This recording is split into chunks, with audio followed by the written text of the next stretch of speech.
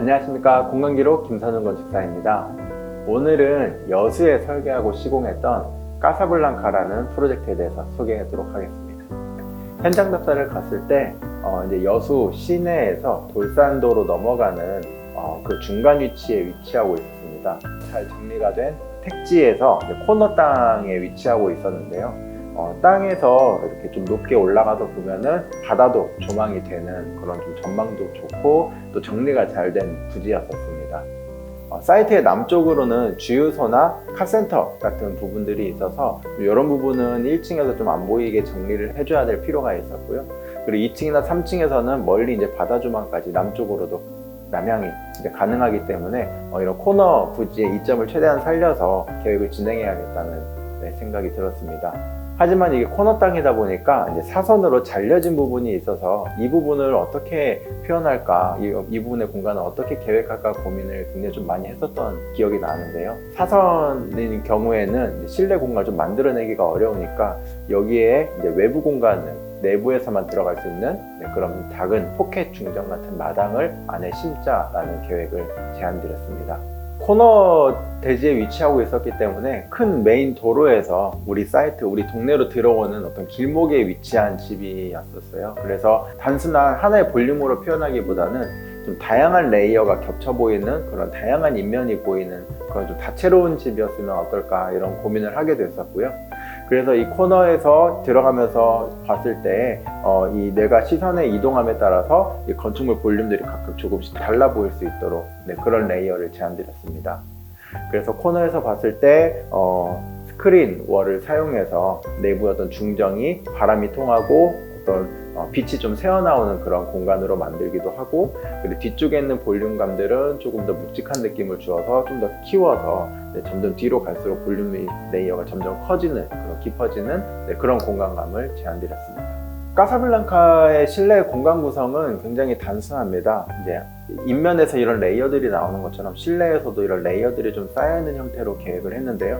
먼저 제일 저층부는 이제 사람들이 모이는, 또 땅과 직접 연결되어 있는 이런 공용 공간에 대한 영역이 컸기 때문에 이제 현관에 들어왔을 때 공방이나 서재 역할을 하는 취미실 영역과, 그리고 안쪽으로 이제 거실과 주방 역할을 하는 이제 가족 공용 공간으로 나눠져 있습니다.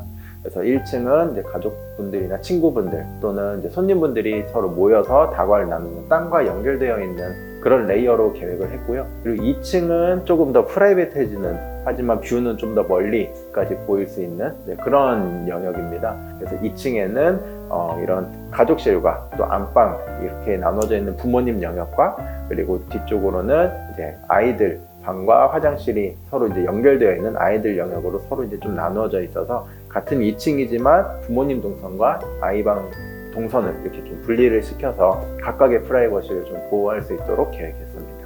안방에 대한 계획을 이제 건축주님께 여쭤볼 때, 건축주님께서는 그냥 안방은 굉장히 잠만 자기 때문에 작아도 된다, 하지만 방 안에 화장실만 하나 좀 있으면 좋겠다라는 내용을 말씀을 해주셨고요.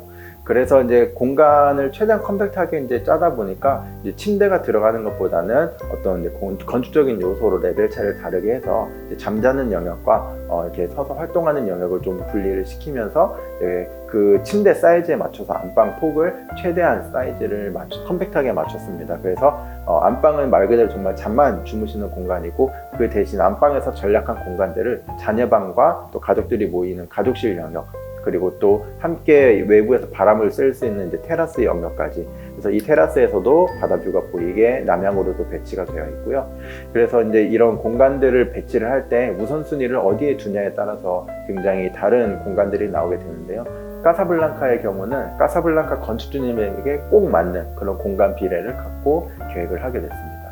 그래서 2층에서 한층 더 올라오게 되면 이제 옥탑층과 다락방이 이제 연결이 되어 있는데요. 사실 이 3층 개념의 옥탑과 다락은 건축 연면적에서 빠져있는 부분입니다. 이제 옥탑은 건축 면적의 8분의 1 이내로 들어가서 이제 옥탑 계단실로 들어가져 있고요.